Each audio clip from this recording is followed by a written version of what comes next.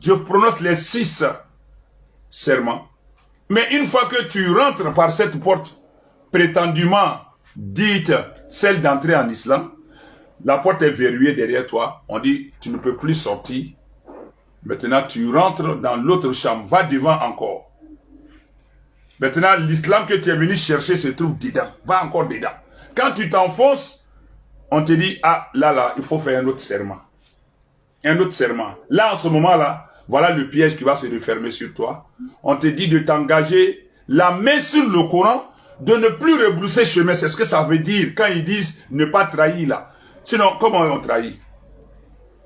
Tu fais serment de ne plus rebrousser chemin comme une secte, comme une confrérie, comme un club secret. Donc, une fois que tu rentres, la main sur le Coran, toujours animé de bonne foi, tu t'engages.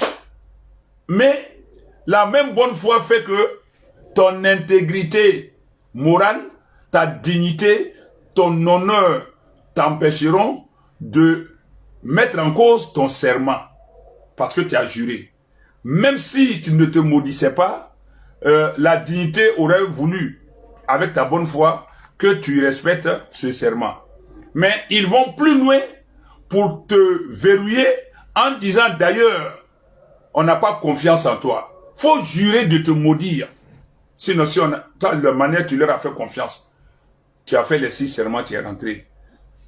Tu as fait confiance, tu as mis la main sur le Coran, de donner ton corps et tes biens à la structure et au gourou. Ça devait suffire. Mais comme ils n'ont pas confiance en toi, sachant que tu vas découvrir des choses et tu auras du mal à rebrousser chemin, on verrouille à double tour la serrure sur toi. On te dit, si jamais tu rebrousses chemin, c'est en cela qu'ils expliquent la trahison. Sinon, comment on trahit le guide et puis l'islam ou bien la structure. Donc tu jures que si jamais tu es auteur de trahison à l'égard du guide et de la structure, que Allah et le Coran te massacrent, t'anéantissent, te détruisent. Attends, en quoi est-ce que c'est arrivé jusqu'à là-bas? C'est arrivé là-bas. Donc il y a anguille sous roche. Et c'est ça qui a fait que beaucoup sont encore dedans, qui sont anxieux, qui sont traumatisés, qui sont stressés, qui sont angoissés, à la limite qui sont en détresse, mais qui ne peuvent pas s'en tirer, s'en sortir. C'est pour eux-là que nous sommes là ce soir. Et, alhamdulillah, certains parmi eux ont eu le courage, d'abord, comment dirais-je, l'inspiration, la conscience et le courage d'analyser la situation, de se ressaisir et de se replier sur eux-mêmes, d'en sortir. C'est le vocal d'un de ceux-là que je viens de jouer juste avant qu'on parte à la prière. Et j'aurais souhaité jouer ce vocal, mais je crains que l'heure ne nous prenne encore. Mais je vais le résumer. Ce dernier a dit que eux, ils sont au nombre de 19 qui ont finalement quitté la secte. Parce que tout simplement, eux, ils étaient dedans. Leur petit commerce qu'ils menaient était en train d'aller à la faillite du fait des cotisations. Ça ne marche pas chez toi, mais tu es condamné à payer les cotisations. Et ce dernier qui a fait le témoignage dit, même ton père est moribond, les frais pour ses soins, si ça se résume aux frais de cotisation, tu dois, au nom de l'engagement et de la malédiction que tu as proférée, abandonner ton père pour te mettre à jour de la cotisation.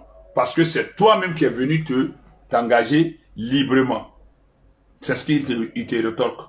Donc, ce dernier dit qu'à leur constat, eux, ils continuent de s'appauvrir, de se ruiner, pendant que le gourou et sa famille continuent de vivre dans l'opulence.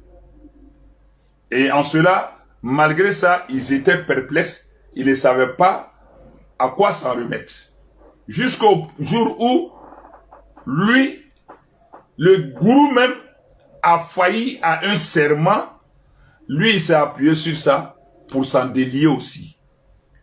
Le gourou avait dit qu'il n'en avait que faire de la présidence du Haut Conseil de l'imama au Mali. Qu'il a juré la main sur le Coran, qu'il ne convoite pas, il ne sera pas, il ne veut pas de ce poste. Lui-même. Et donc, à force de motivation des uns et des autres, de l'intervention des uns et des autres, il a fini par dire que nous naissons entre les mains des hommes et nous mourrons entre leurs mains. Une manière de dire, nous venons dans la main des gens, nous repartons dans leurs mains. Donc, tu as beau être ce que tu es, si les gens te supplient pour une cause, il faut finir par te résigner, par concéder. Donc, le gourou qui avait juré la main sur le Coran de ne pas occuper ce poste, a fini par se délier de ce serment en faisant une expiation qu'on appelle kafara. Une expiation, une compensation. Et cela se fait en islam. Donc dès lors que lui, il a vu que le gourou lui-même, il a fini par se délier de son serment et qu'il a trahi donc le premier serment, il s'est délié en faisant l'expiation, lui, il s'est inspiré de ça pour aussi se délier du serment qui le liait à la structure. Et cela lui a permis de se détendre, de s'épanouir. Et lui, à sa suite, d'autres personnes, au finish, il s'est retrouvé au nombre de 19, qui se sont déliés par le même procédé. Donc, eux, ils ont compris qu'on pouvait se délier d'un serment. Ainsi donc, il demande à tous ceux qui voudraient quitter de procéder de la même manière. Voici résumé le dernier vocal que nous avons joué. Mais il faut dire aussi que les gens ont peur, mais Allah nous l'a dit dans le Coran. Mais comme ils sont ignorants, mais ils sont de bonne foi. Vraiment, ils sont de bonne foi. Même quand on dénonce les trucs là, d'autres sont encore sous l'effet du conditionnement. Ils n'arrivent pas à comprendre que c'est pour leur bien qu'on est en train de faire ces interventions. Ça les offusque, ça les choque. Mais c'est la vérité que nous disons.